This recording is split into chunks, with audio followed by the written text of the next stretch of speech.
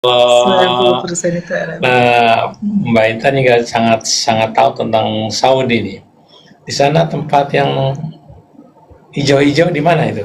Hijau-hijau itu adanya di Abaha atau Apa? Baha. Kayak puncak ini, Yes, kayak pergunungan? puncak pegunungan hanya hijau dia. Persis kayak Bogor, Pak. Jadi tiap sore hujan. Kita pernah musim panas ke sana. Di Riyadh ini panas sekali.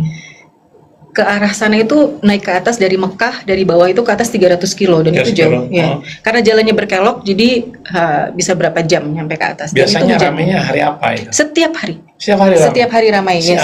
Orang-orang dari mana aja yang datang ke sana? Dari Saudi datang, dari Jeddah datang, orang lokal itu datang, tapi orang-orang luar juga banyak. Tapi saya lihat kebanyakan orang ahlu Saudinya. Cuma dari Itu ada villa-villa di sana gitu? ada. Di Tapi Riyadh pun ada. terjaga, kalau di sini kan udah nggak terjaga Oh lagi. iya, Udah sangat-sangat, Masya sangat Allah. padat ya villa-villanya. Iya. Oke, kita akan bicara soal apa tadi, Kang Andi? Mu'alaf journey. Nah, kalau bicara mualaf tuh ada ini nggak sih? Ada macam-macamnya nggak setelah dia masuk Islam? Banyak. Gimana misalnya? Jadi sedikit ya, Pak Krisna berbicara, saya waktu di Riyadh pun saya menangani banyak mu'alaf. Tapi kan, ya karena saya orang dari mana? dari Filipina ada, dari Amerika, dari Inggris juga ada. Karena kan mereka, maksudnya mereka membutuhkan da'iyat yang bisa berbahasa Inggris gitu. Dan tapi 90% banyak yang dari Filipina gitu kan.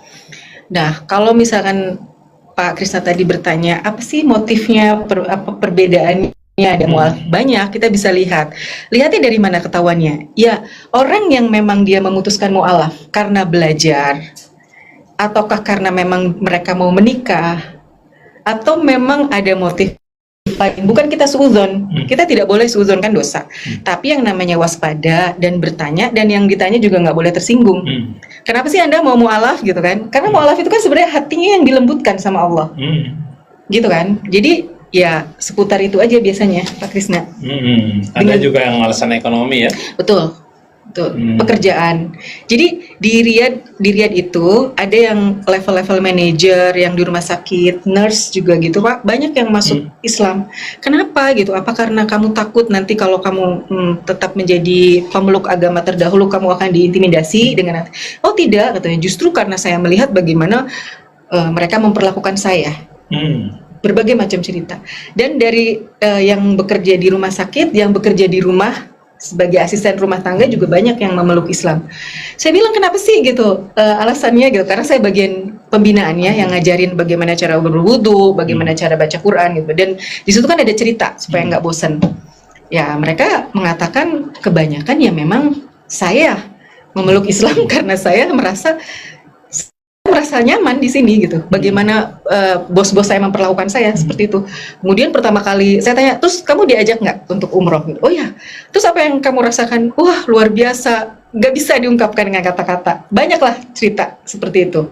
Tapi mostly mereka berislam tuh karena mereka merasa nyaman, itu aja Pak. Adapun pengetahuan ya masih tetap belajar. Sedikit yang memang menemukan Islam karena ya this is the right one gitu loh. Sedikit yang kayak gitu. Kebanyakan mereka karena tersentuh dengan kebaikan-kebaikan bagaimana mereka diperlakukan. Efeknya ke diri Sarah sendiri karena di Islamnya begitu jadi cinta gitu, berpengaruh nggak terhadap diri sendiri? Dia aja yang baru masuk Islam begitu. Oh iya. Nah itu tuh titik balik tuh Pak Krisna. Jadi saya tuh kan di Riyadh tahun 2007. 3 tahun kemudian saya tuh baru diberi anak sama Allah. Kita biasa membaca buku itu di depan tuh ada namanya muqaddimah. Dan selalu diawali alhamdulillah ala nikmatil Islam. Ma makna nikmatil Islam? Apa itu maknanya nikmat Islam? Apa sih nikmat Islam itu saya tuh nggak tahu. Pak Krisna, sampai ketika saya dikasih kesempatan sama Allah, Masya Allah, dari sekolah yang saya belajar bahasa Arab di sana, belajar hadis, belajar Quran, dan kemudian saya diminta untuk mengajar para mu'alaf itu, disitulah saya bisa merasakan bahwa ya Allah, beginilah nikmat Islam itu. Saya punya guru namanya Dr. Amal Al-Ghafaili. Beliau menjelaskan bagaimana makna kalimat la ilaha illallah Muhammadur Rasulullah itu luar biasa, Pak Krisna. Disitulah saya bisa merasakan, saya sampai nangis gitu ya. Karena ya Allah, begini nikmat Islam itu. Kasihan orang-orang yang tidak mengenal Allah gitu. Saya jadi agak emosional kalau ingat itu Pak Krisna. Tapi itu benar-benar. Alhamdulillah ketika saya membandingkan, ya Allah, Engkau nih maha adil, maha pengasih, maha penyayang gitu ya. Tidak bisa terlihat dan tidak sempurna keimanan kami sebagai seorang muslim. Rukun iman yang pertama adalah kita beriman kepada Allah. Apakah Allah bisa dilihat? Apakah Allah bisa diraba? Tidak bisa.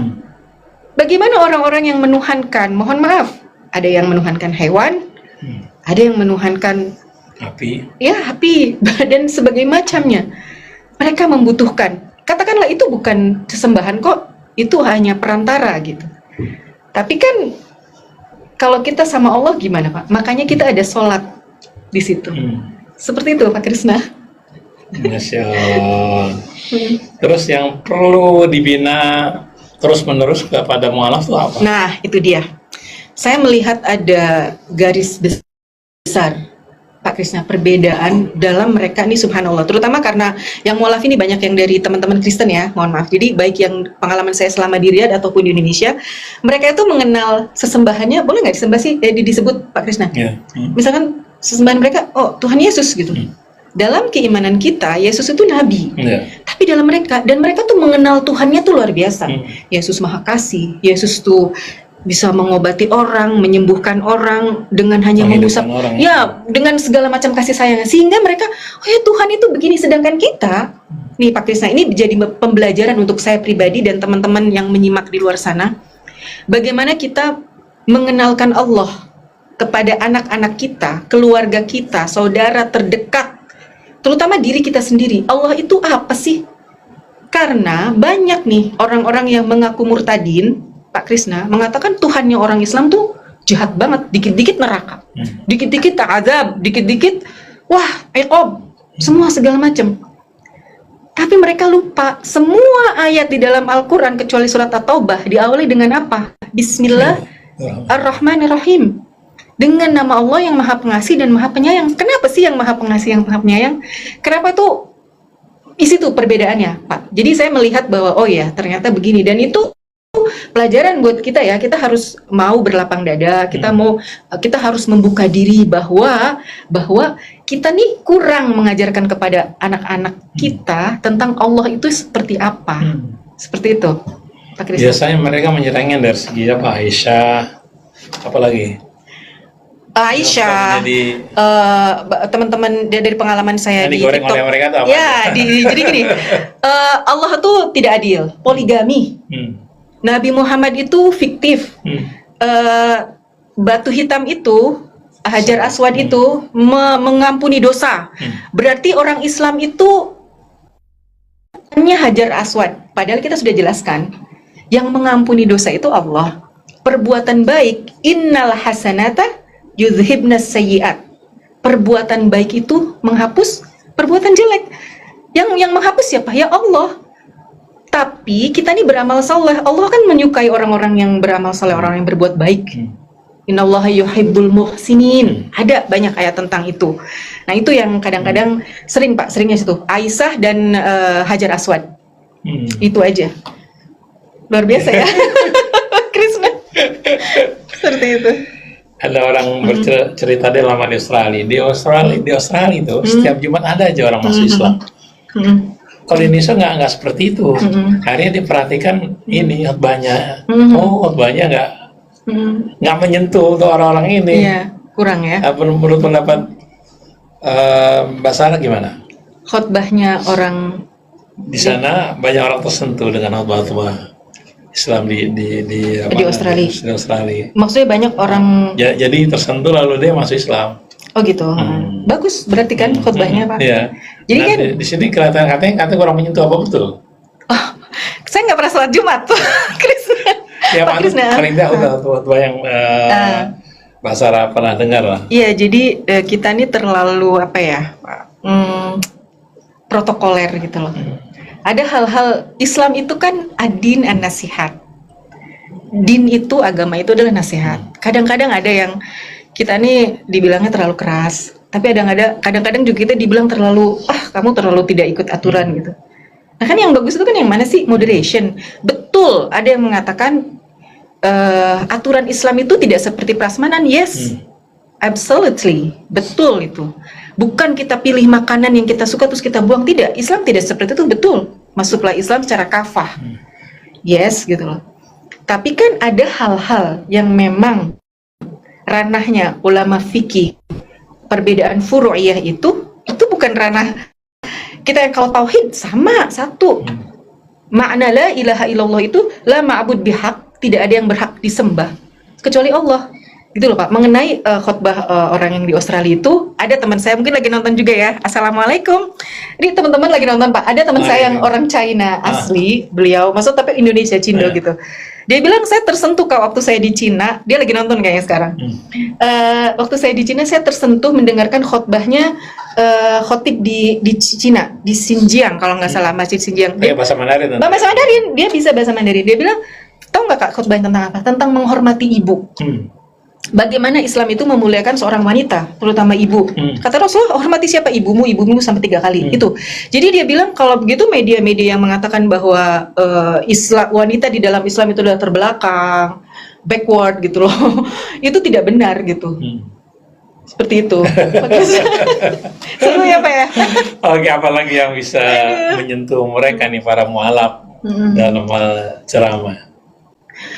Mualaf itu yang bisa menyentuh mereka itu biasanya Pak, kalau pengalaman saya itu ya mungkin dari sikap ya, lebih ke dalam sikap kita sebagai orang Islam. Jadi kan ada yang mengatakan bahwa kamu itu adalah potret. Kan Aisyah juga bersabda bahwa kalau kamu mau lihat Rasulullah seperti apa, Rasulullah adalah Al-Quran yang berjalan. Jadi baiknya, tegasnya, sesuai dengan hukum Allahnya, ya itulah yang dilihat gitu loh. Seperti itu. Oke. Baik, kita buka. Oh, ada Karisa yang mau tanya nih. Silakan Mas Algi mau telepon. Mas Algi tolong diangkat teleponnya. Halo. Oh iya, satu lagi nih Pak Krisna. Ya. Satu lagi yang banyak komen kalau saya live itu bilang, wanita kan dalam Islam otaknya separuh katanya. Saya bilang, otak dan akal itu suatu hal yang berbeda. Otak itu, udah, oke siap? Halo, ya. Assalamualaikum. Bentar ya. Halo. Assalamualaikum. Karisa. Bismillah. Halo. Assalamualaikum. Assalamualaikum Mas Krisna. Ya, ini sama Mbak Sarah di sini. Oh iya, Mbak Sarah, Assalamualaikum. Waalaikumsalam warahmatullahi wabarakatuh. Mbak Sarah, aku mau tanya ya. Silakan. Gini, apa sih merawat, memelihara tauhid akidah mereka gitu Mbak? Karena kan kita beribadah harus punya ilmu gitu ya Mbak. Betul. Aja ya Mbak, Mas Krisna, makasih. Oke. Waalaikumsalam warahmatullahi wabarakatuh. Karisa. Ya. Silakan dijawab. Karisa, jadi pertanyaannya bagaimana memelihara akidah mereka? Tentunya bersama-sama dengan kita, sama-sama saling mengingatkan dalam kebaikan. Wal asri wa tawassaw bil haqq wa tawassaw bis sabr. Jadi manusia itu dalam kerugian kecuali yang saling mengingatkan dalam kebaikan dan kesabaran. Menjaga akidah tentunya harus kenal siapa Allah, apa itu nama-nama, siapa itu nama-nama Allah itu siapa, Allah itu seperti apa. Nah tentunya jawabannya ada di dalam Al-Quran. Nah jadi bagaimana kita harus belajar, dan kalau kita belajar kita harus punya guru Pak Krisna, gak boleh kita belajar sendiri. Ada sesuatu yang tidak kita pahami, kita harus bertanya kepada yang punya ilmu, yang punya pengetahuan tentang itu. Banyak ustadz bertebaran, banyak dari buku-buku bisa kita baca. Ada sesuatu yang tidak kita pahami, kita bertanya. Seperti itu. Menjaga akidah tentunya dengan fisik dan mental kita juga harus kuat gitu loh. Pengenalan Allah tentunya sifat-sifat Allah ya itu. Dan dia harus didampingi terus. Iya, didampingi. Iya. Didampingi bukan berarti ya kemana-mana bareng, tidak. Maksudnya tetap konsultasi atau bertanya apapun kita harus siap sedia gitu loh. Oke. Tentunya dengan perumpamaan ya Pak Krisna ya. Dari Femi, Mbak Sarah, bagaimana kita menjelaskan kepada para mualaf apabila melihat hilafiyah gitu? Kok dia kadang-kadang suka kecewa, kok ini beda. Apakah Islam tidak bersatu atau bagaimana cara kita menjelaskan tentang khilafiyah kepada Ya, para mualaf? khilafiyah dalam hal apa dulu? Misalkan kita ada imam 4 madhab, Pak. Itu juga saya sering dapat pertanyaan kayak gitu. Kenapa itu sholatnya begini, ini sholatnya begini gitu? Apakah itu berbeda gitu? Ini masih hal-hal yang ringan, Pak. Bagaimana kalau misalkan ada yang bertanya, ini Quran gimana sih? Ada kolun, ada hafsh, ada warsh, mana yang benar? Kok ada tulisannya beda gitu? Coba Kak Krisna. Iya, saya bisa jawab itu. Saya bisa jawab. Gimana jawabnya? Al-Quran itu turun dalam bahasa Arab kepada Rasulullah. Satu bahasanya. Semenjak Rasulullah hidup, ada beberapa dialek, ada beberapa aksen. Jadi divalidasi oleh Rasulullah semenjak Rasulullah masih hidup, Pak. Dan pengumpulan daripada mushaf itu bukan berdasarkan tulisan, salah.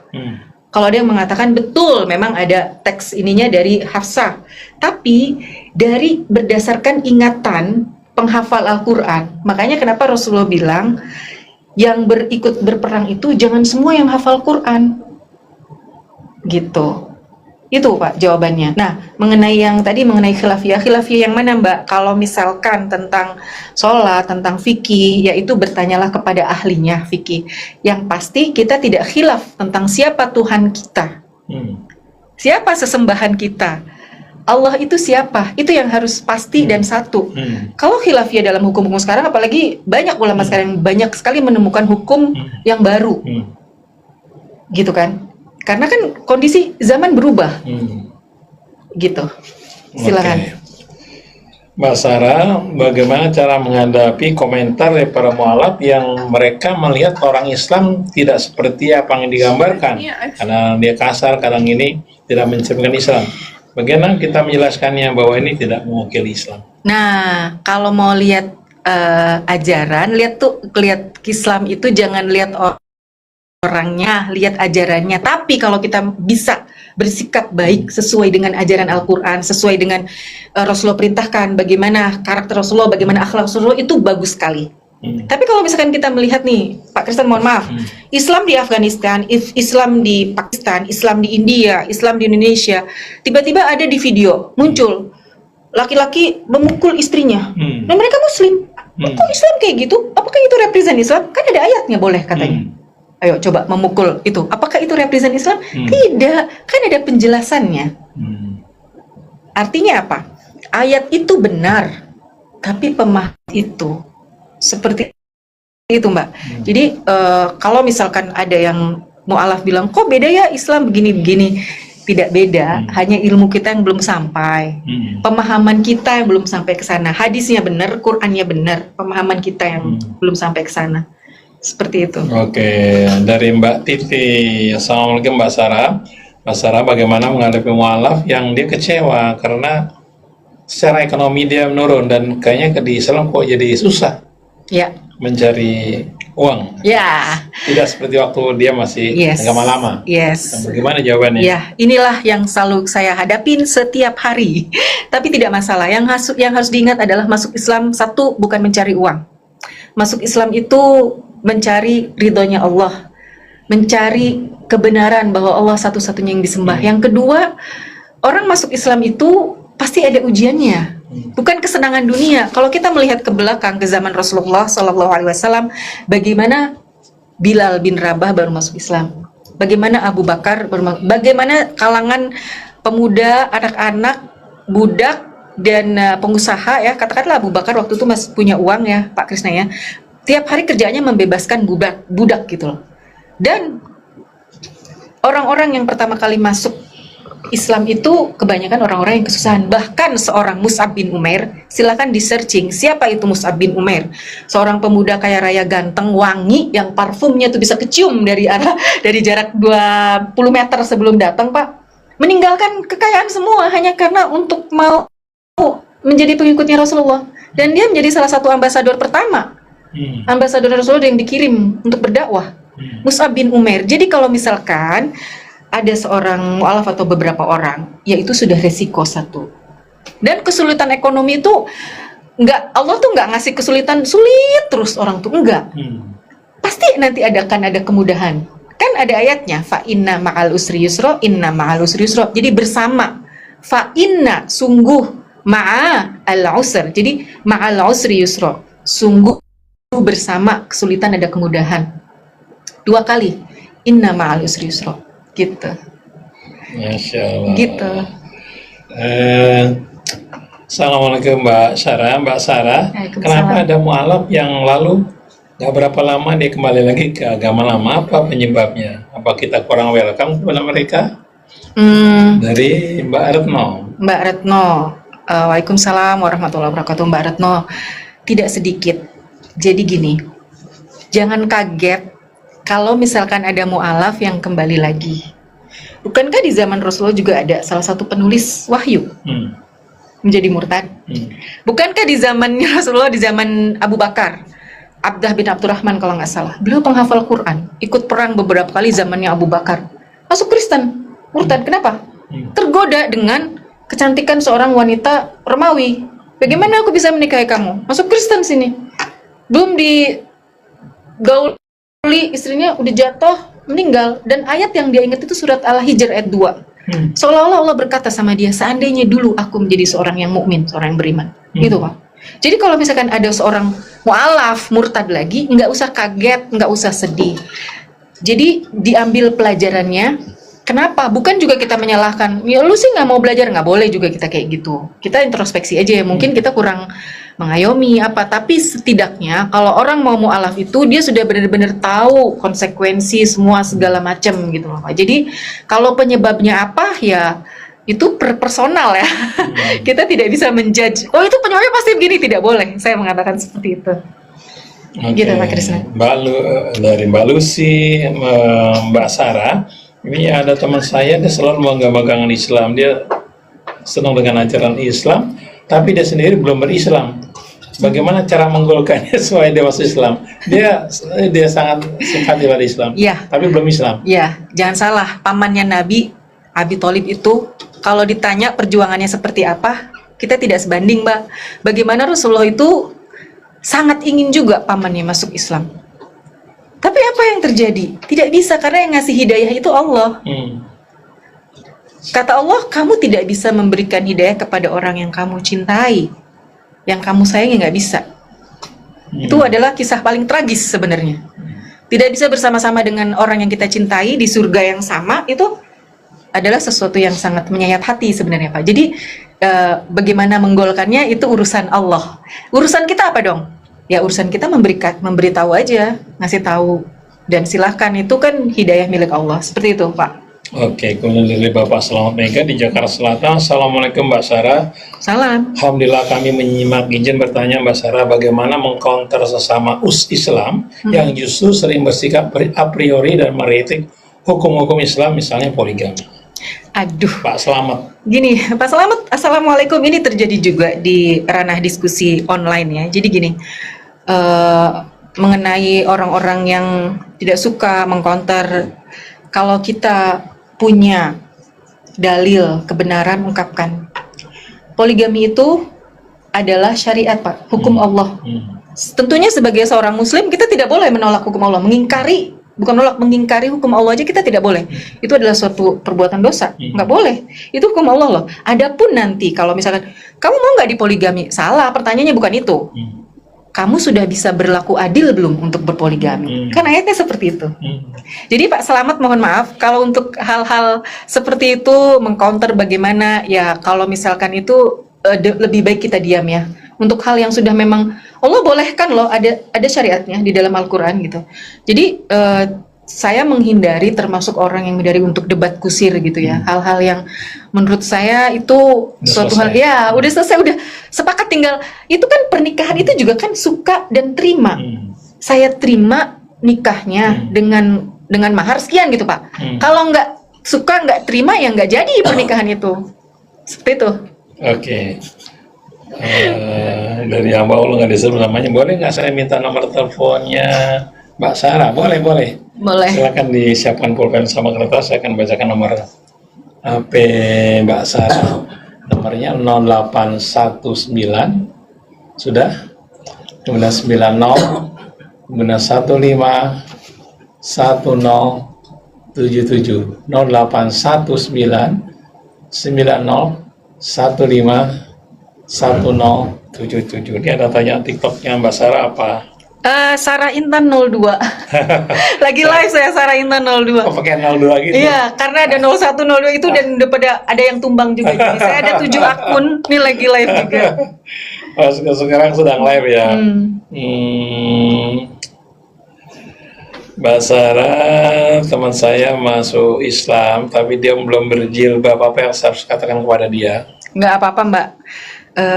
Orang itu bertahap. Jadi ayat tentang jilbab itu pun turunnya juga ketika di Madinah, tapi bukan berarti menghalangi seseorang untuk cepat berjilbab, dan tidak boleh kita juga menjudge orang itu.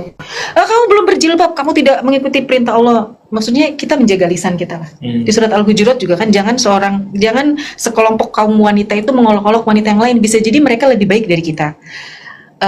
Perintah hijab itu sama kayak perintah sholat. Tapi kalau misalkan dia seorang mu'alaf baru masuk Islam gitu, ya kita bina aja, kita kasih tahu ayatnya. Ini loh.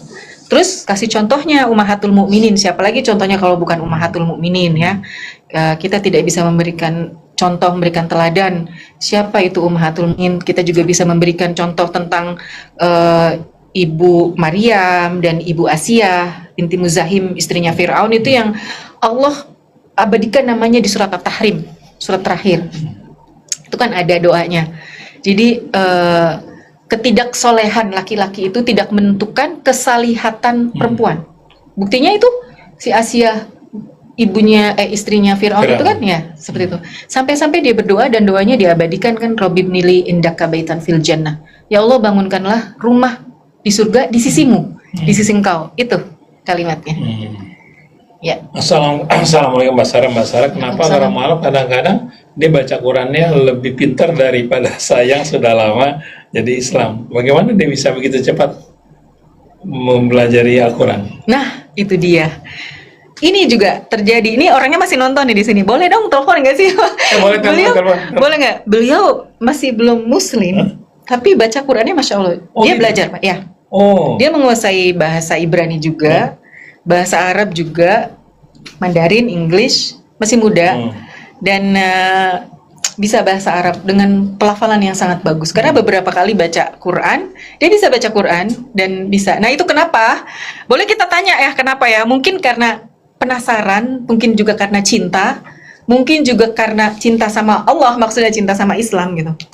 Mungkin juga karena memang mau belajar gitu ya. Nah, itu sebagai pelajaran buat kita yang kok saya Islam dari lahir, tapi saya kok nggak tahu banyak pengetahuan tentang Islam, sedangkan mereka kok mualaf tapi udah tahu semua. Ya karena itu Pak, karena rasa yang pengen banget tahu gitu. Kok Islam bisa begini ya? Itu mungkin karena kita sudah terlalu nyaman dengan keislaman kita gitu. Mbak Sarah, ada pendengar kita di Singapura, tolong disapa dong pakai bahasa Inggris, teman-teman pendengar rahasia di Singapura. Iya, Assalamualaikum warahmatullahi wabarakatuh, viewers of Rasil Radio Silaturahim. Thank you for watching us and selamat beristirahat siang ya Pak, sambil menyimak kita. Gitu. Di Saudi juga kan ada mendengar juga di Saudi. Di Saudi juga. Ahlan wa sahlan, marhabten. Ya ahlan wa sahlan. Saudi Riyadh ya. Saudi Riyadh Jeddah. Assalamualaikum warahmatullahi wabarakatuh. Kaifa halukum? Hunak sabah. Al-hin sa'ah tis'ah mungkin. Sa'ah asrah. Jam 10 sekarang di sana. 4 saat mukhtalif bainal Indonesia wa Riyadh. Ya, sah wala la? Iya kan? Jam 10 ya? Iya betul kan? Iya, sa'ah asrah. Beda 4 jam ya? Iya. 4 sa'ah bainal Indonesia wa Riyadh. Ya, mungkin hunaka nashrab kahwa, tamar. Langsung ada Mbak Sarah, apa betul di sana kalau acara walimah di Saudi suka malam hari diadakannya? Yes. Dan malam-malam sekali. Naam. Betul? Naam. Jam berapa mulai? Sampai pagi. Mulainya jam 11. Jam 11 malam? Yes. Mulai perayaan itu? Iya. Ya, kalau musim panas kan Isya itu jam 8. Mereka siap-siap dandan apa jam 10, jam 9 baru pada itu jam 11 baru mulai, Pak. Ya. Walimahnya malam ya? Iya, malam. Sekali. Saya juga malam waktu itu, tapi tidak di sana, di Indonesia. Oh, gitu. Saya habis Isya ya waktu itu. Sama almarhum. Jadi habis Isya. Oke. Mbak Sarah suaranya enak banget. Masya Allah. Kami ingin mendengar Mbak Sarah baca Quran dong. Perlu ada Kang Ondi. Baca Quran, Masya Allah. Hafalan aja. Oh, baca. boleh. hafalannya Boleh dari mushaf Mas, boleh dari mushaf. Surat An-Nisa ini sebenarnya saya suka, semua ayat Quran saya suka karena setelah saya belajar, saya jadi tahu maknanya ketika saya membaca Al-Quran. Kalau misalkan ada yang nggak tahu, saya bisa bertanya kepada guru-guru saya, dan ini ada salah satu ayat jadi peringatan untuk kita semua. Jadi karena Quran itu kan nadhiron wa basyiron, peringatan dan kabar gembira gitu ya. Ada salah satu ayat peringatan buat saya pribadi ini, khususnya karena saya suka malas juga kalau sholat. Nah, kata Allah, ada peringatan untuk kita semua tentang ini nih ayatnya ya. Surat An-Nisa 142.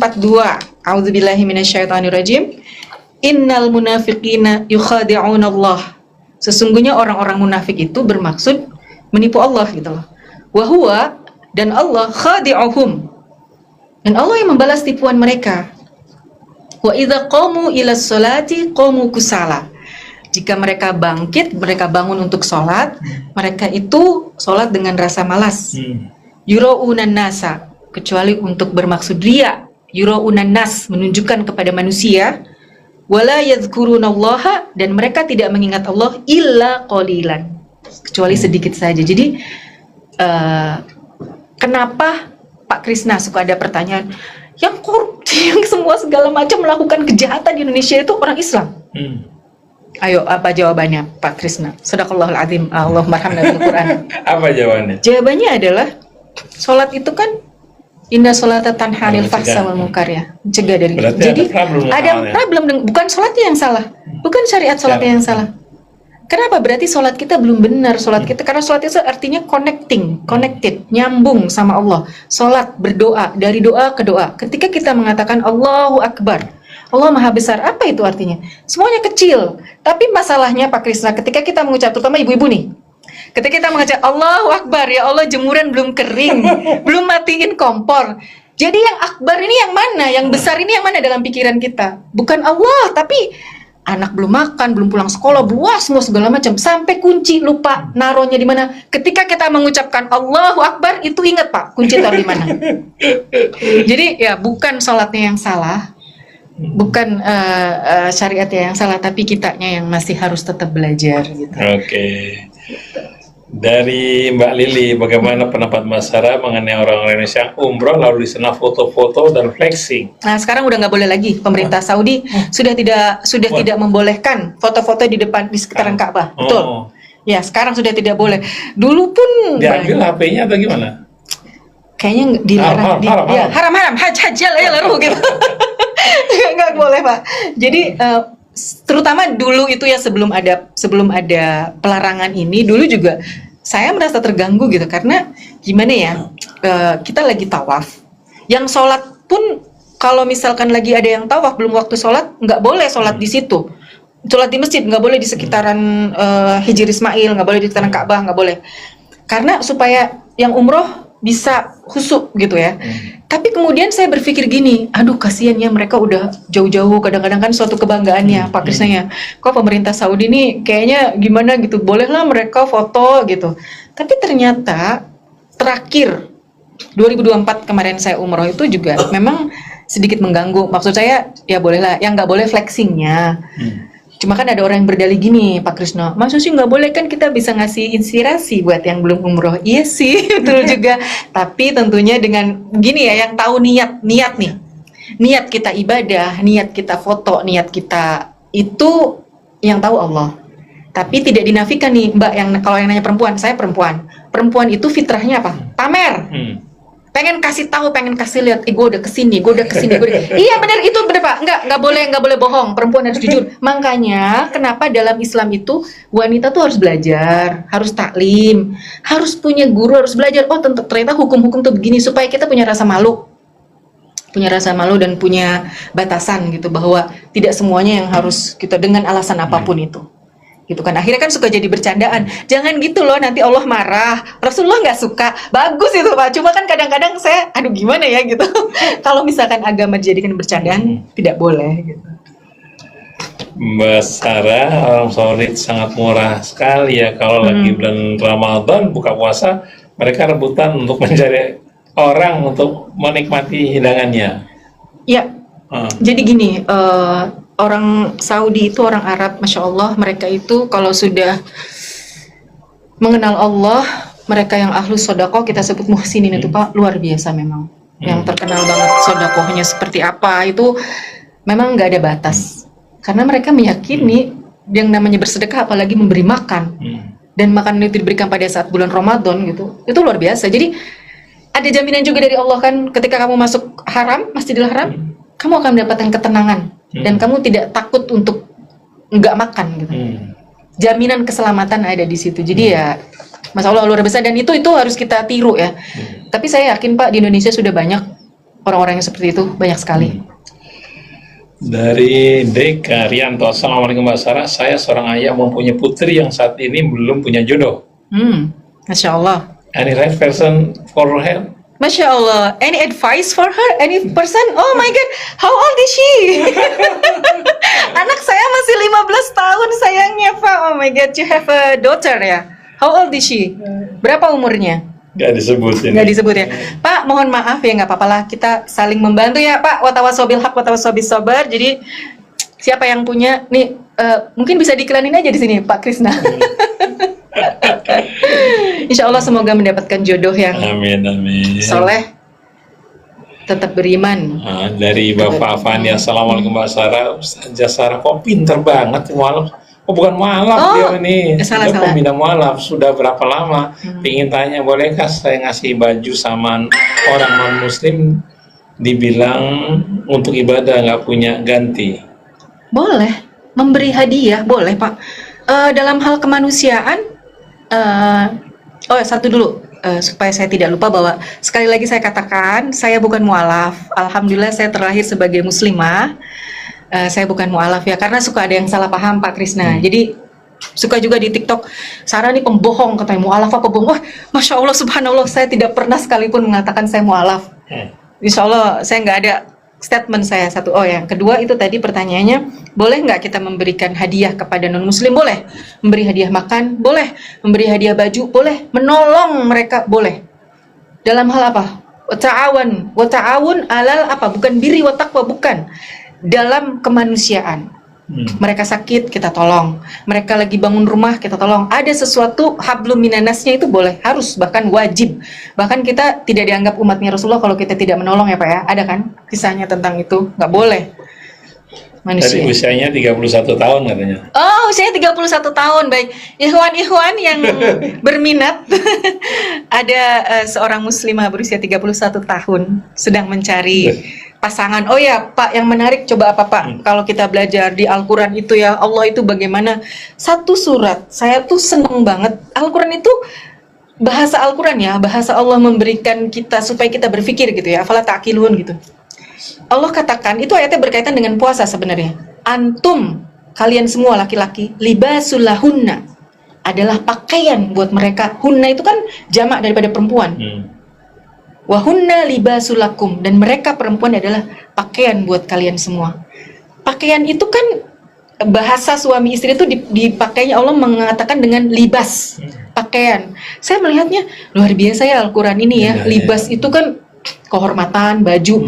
Kalau Pak Krisna pakai baju yang mohon maaf nih, nggak terlalu bersih, nggak disetrika, nggak wangi, itu kan pasti, aduh, kan siapa yang itu ya nggak Pak? Nah sama saya juga kan, ketika saya berpenampilan tidak sesuai dengan ini, suaminya nggak ngurusnya Pak. Nah, jadi luar biasa, keren banget lah. Allah itu bahasa Al-Quran saya tuh seneng banget, suka banget ya, suka apa namanya, menulis, mencari-cari gitu. Wah, Masya Allah, bener tuh Pak Krisna di Al-Kahfi ayat terakhir, yang apabila lautan dijadikan tinta dan pohon-pohon dijadikan pena, tidak akan cukup untuk menulis ayat-ayat Allah. Seperti itu. Oke. Mbak Sarah ngajinya di mana kok pintar banget ya? Masya Allah, yang ngajarin ngaji ibu saya. Ibu, assalamualaikum. Ibu kayaknya lagi nonton. Ibu saya di Cirebon. Oh, di Cirebon. Ya. Masya Allah. Minta nomor tadi udah teleponnya saya bacakan. Oke, nomor. Banyak yang nanya ya Pak Krisna, ini seluruh Indonesia? Iya. Oh, seluruh Indonesia ya? Di dari Singapura juga bisa, Singapura, Johor, Malaysia. Masya Allah, Singapura, bisa, Johor, Malaysia bisa. Malaysia, ya.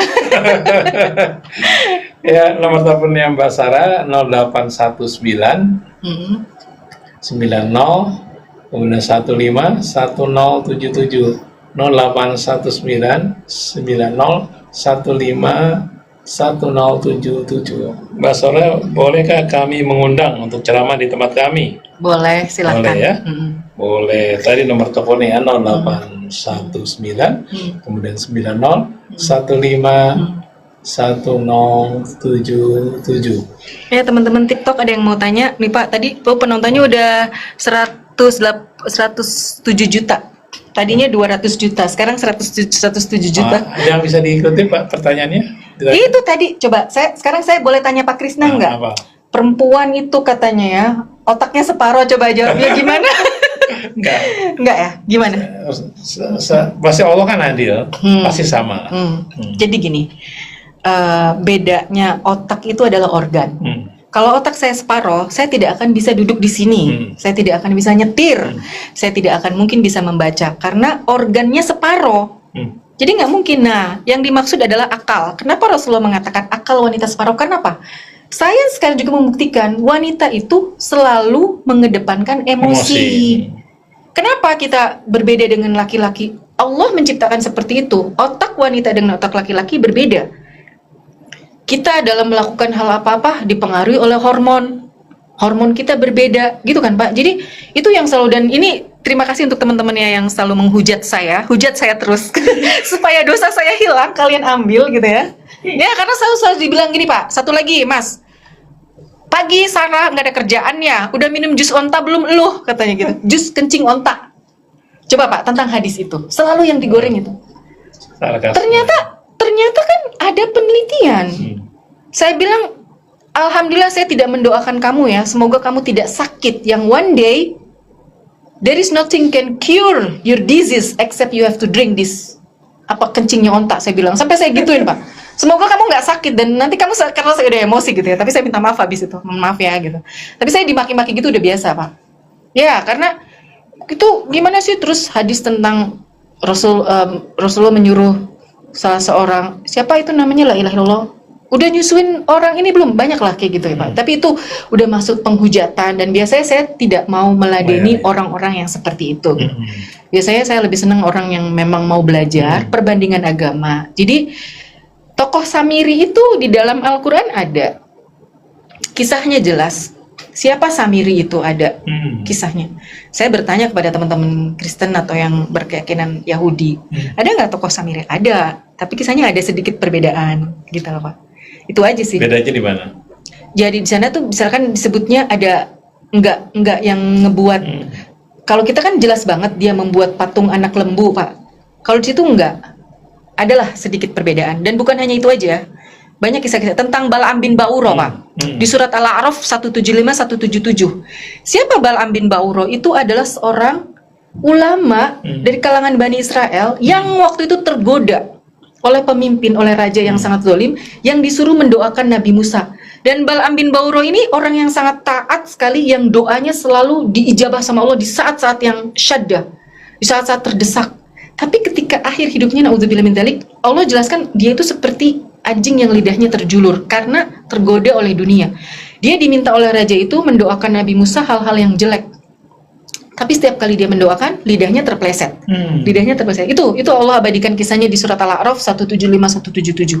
Oke, Masya Allah. Ini dari Singapura. Assalamualaikum Mbak Sarah. Waalaikumsalam. Bu Endang di Singapura lagi denger nih. Teman-teman di Singapura lagi denger. Oh, Masya Allah, Singapura. Singapura jam berapa ini? Jam 3:30. Sana lebih dulu apa lebih? Ya, lebih dulu 1 jam. Ya? Iya. Suka ke Singapura kemana biasanya? Pernah Singapura, Orchard. Ke masjid Singapura? Oh, belum. Dulu banget, tahun berapa ya Pak? Sebelum nikah dulu pernah. Oke, Mbak Sarah, apakah di Riyadh ada gereja? Pertanyaan. Dulu sempet waktu tahun 2012 sempat saya baca berita bahwa akan didirikan gereja di Al-Khobar.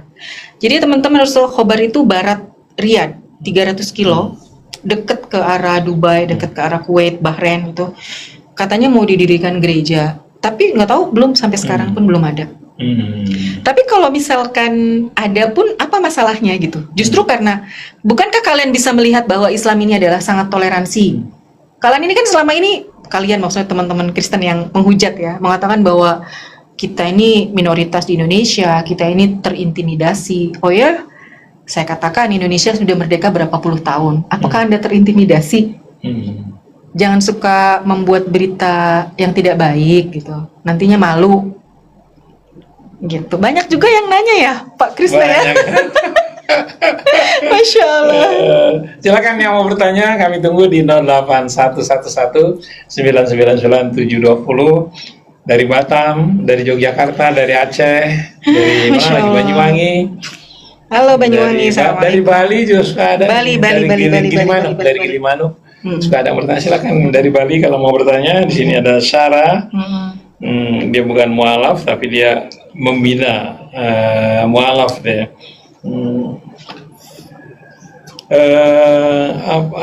Mbak Sarah, apa yang kita tidak boleh katakan kepada mualaf agar dia tetap pada Islam? Apa yang tidak boleh kita katakan? Yang tidak boleh kita katakan ya, kalau misalkan mereka sudah menjadi Muslim, kita tidak boleh dan ingatkan juga kepada mualaf tidak boleh menjelekkan agama yang sebelumnya dianut. Ya Pak ya. Jadi kalaupun misalkan dia ada kekecewaan kepada petinggi-petinggi agama sebelumnya, ya sudahlah, sampaikan aja. Nggak usah juga diceritakan di publik. Ini begini menjelek-jelekan, nggak usah gitu loh. Kayak gitu. Ya, tidak boleh ya. Ya, kalau apa yang tidak boleh kita katakan pada mualaf, ya tentunya hal-hal apapun yang membuat mentalnya tambah down. Karena bagaimanapun mualaf atau bukan mualaf, perkataan yang jelek itu kan tidak baik. Apalagi untuk ke mental ya Pak ya. Perkataan itu kan lebih kepada mental, bukan fisik gitu. Dan hubungan dia dengan keluarganya, dengan bapak ibunya tidak boleh dipisahkan ya. Iya. Boleh. Maksudnya tetap ingatkan, walaupun dia mualaf, tetap ingatkan bahwa kita tetap harus berbakti kepada mereka. kedua bapak kita ya. Iya. Ini dari Bali nih, Ibu Siti Anissa. Saya dari Bali dengar nih, Mbak. Assalamualaikum Bali. Bali nih. Iya Bali. Siti Anissa di Mbak Bali. Siti. Dia nanya medsosnya apa? Kalau di TikTok saya itu Sarah Intan 02 karena Saya tahu dulu. Iya. ini yang dari YouTube Pak pertanyaan. Enggak, dari Iya live. dari Ini kan? radio bukan? Itu ada nggak Kang Adi? Ini bukan dari YouTube. Oh, dia bukan dari YouTube. Bukan. Oh, radio. Oh. Dari radio. Oh, Masya Allah. Dari Singapura ada dengar, dari Bali, dari Banyuwangi mana? Banyuwangi Aceh juga boleh, silakan. Ini nih Kalau Pak, tanya. ini teman saya nih yang suka menghujat saya. Tuhan Yesus memberkatimu Sarah. Saya jawabnya apa Pak? Tuhannya Yesus memberkatimu gitu.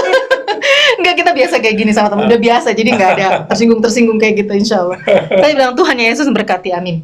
Oke. Ya Yesus punya Tuhan loh Pak, benar. Iya. Mbak Sarah, kapan-kapan anaknya diajak dong ke Rasil. Oh, anak saya Masya Allah, insya Allah. Nanti kalau Namanya dia Rashid. namanya Rashid ya. Dia kalau misalkan Pak Krisna yang ngubungin gitu, ngomong langsung atau melalui saya misalnya, Sid diminta ngomong begini. Dia itu waktu tahun berapa ya Pak? Pernah jadi imam masjid sholat raweh ya. Di mana? Di Cikias waktu itu Gitu. waktu itu dia minta Masya Allah. Kohani yang minta. Apaan yang minta ya? Polri Kenapa? di Polri Cikias sepertinya. Ya masjid yang besar itu Ya, masjid Asidika. Asidika ya. Masjid yang putih itu. Assalamualaikum. Waalaikumsalam. Saya melihat Mbak Sarah di YouTube, cantik sekali. Masya Bagaimana Allah. cara memelihara kecantikan secara Islam? Ya, Masya Allah. Katanya baca Dari Quran. Maura. Masya Allah Mbak Maura, Masya Allah, tabarakallah. Yang bikin cantik tuh Allah. Tapi saya yakin ini karena filter nih, ini pasti ada filternya. Enggak Jadi- kok, ini enggak ada ya. Yang bikin cantik tuh Allah. Jadi kalau kata ibu saya suruh baca Quran, pesannya itu aja. Jadi baca Qurannya berapa banyak? Ya sebanyak kebahagiaan yang kamu inginkan. Gitu, kata Utsman bin Affan. Mbak Sarah, saya seorang mualaf, bagaimana saya mencintai Al-Quran? Oh iya, tak kenal maka ta'aruf, tak kenal maka kenalan. Jadi gini, bagaimana kita bisa cinta? Jadi ada cinta yang pada pandangan pertama, ada cinta yang karena memang biasa. Bagaimana kita bisa mencintai Al-Quran? Pertanyaan saya, ini bukan kepada Anda yang mualaf aja ya Mbak atau Mas gitu kan? Kita orang Islam pun Rasulullah bilang aja al-imanu yazid wa yanqis. Jadi iman itu bisa bertambah dan berkurang. Nah, gimana sih caranya kita cinta sama Al-Quran kalau keimannya lagi tinggi? Kalau biasanya, saya ini pengalaman pribadi, kalau kita lagi nggak enak tuh biasanya deketnya ke siapa sih gitu. Saya mencari ketenangan dengan membaca Al-Quran. Gimana kita bisa cinta? Dengarkan dulu. Dengarkan dari reciters. Reciters itu apa Pak Krisna? Yang membaca itu qori. Yang saya biasanya suka sama Misyari Rashid Al-Afasi, itu dia terkenal banget ya. Satu lagi Taha Al-Junaidi, satu lagi Abdul Rasid Ali Sufi. Beliau membacanya itu secara warsh. Jadi yang kayak wadduha kayak gitu-gitu Pak, yang bacaannya agak sedikit berbeda dan itu bagus banget. Kemudian kalau kita terbiasa mendengar, nah itu baru nanti kita bisa lama-lama cinta. Dan kalau kita lebih tahu artinya, itu luar biasa. Kemudian banyak mendengarkan nasihat dari ulama-ulama yang mencintai Al-Quran, karena Ahlul Quran itu keluarganya Allah. Dan bukan berarti kita hafidho itu keluarga, tidak. Orang Ahlul Quran itu apa sih? Yang perkataannya, perbuatannya mengikuti apa yang Al-Quran katakan. Seperti itu. Ini mungkin pertanyaan terakhir ya. Apakah di Arab banyak anak yatim? Banyak. Banyak. Anak yatim banyak. Nah, tapi dalam pemeliharaan negara, pemeliharaan pemerintah, iya, gitu. Oke. Ya, sepertinya pertanyaan sudah dijawab. Oke, ini ada yang nanya nomor telepon. Saya akan bacakan lagi nomor telepon dari Sarah Intan adalah, silakan dicatat, 0819 kemudian 90 kemudian 15 1077 0819 90 15 1077. Yep. Tadi TikToknya apa? Sarah Intan 02. Sarah Intan 02. Yep. Oke. Terima kasih Mbak Sarah. Sepertinya pertanyaan sudah semua terjawab dengan baik. Masya Allah. Mohon maaf. Terima kasih atas kehadirannya di Rasil ya, atas sharingnya yang luar biasa. Sama-sama Pak Krisna. Salam buat Rashid. Insya Allah. Rashid Al-Talik. Al-Talib. Al-Talib. Sama dengan Pak Farid. Al-Talib. Oh, Talib. Yes. Oh, oke, baik. Terima kasih. Saya Muhammad Krisna, Ondi Saputra dan Algi. Mohon pamit. Wabillahi taufiq wal hidayah. Assalamualaikum warahmatullahi wabarakatuh. Waalaikumsalam warahmatullahi wabarakatuh. Terima kasih Pak Krisna. Masya Allah. Alhamdulillah. Banyak peminatnya. Udah selesai teman-teman. Ini ada 7 orang yang mau naik. Aduh, kalian gak usah menghujat dulu nanti ya. Ini ada pendeta, Pak Pendeta Ruben. Selamat siang. Ada teman saya Pak Pendeta. Oh. Beliau pendeta Protestan kalau nggak salah. Yang Katolik juga ada. Kita ngobrol aja, saya juga banyak belajar dari mereka. Apa sih tentang Kristen itu gitu loh. Yang saya suka bingung tuh, ini kenapa sih yang nangkep orang Yahudi, yang nangkep orang Romawi, nangkep Nabi Isa nih. Tapi kemudian tiba-tiba ada konsep, setelah itu ada konsep yang disalib ini jadi juru selamat gitu. Iya gitu kan. Itu sudah dijawab juga, saya udah tahu sebenarnya. Cuma masih belum bisa menerima gitu loh. Karena Al-Quran sendiri kan wa ma qataluhu wa ma salabuhu walakin syubbiha lahum. Jadi mereka pun masih dalam keraguan gitu, siapa sih yang disalib. Tapi ada yang memang meyakini bahwa ya itu Tuhannya gitu. Saling menghormati aja ya, Pak. Enggak apa-apa gitu. Banyak. Orang Kristen. Banyak. Ada yang benar-benar menjaga adabnya, tapi ada juga yang begitu naik langsung maki-maki. Tapi enggak, sini jinak semua ya. Pak, ini minum kopinya ya. Bang, kayak gula nggak? Enggak. Kayaknya nggak gula. Iya, saya udah manis soalnya ya. Bismillah. Teman-teman, minum kopi dulu ya. Bismillah.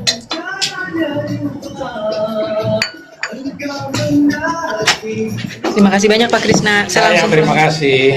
Bisa. Pesan.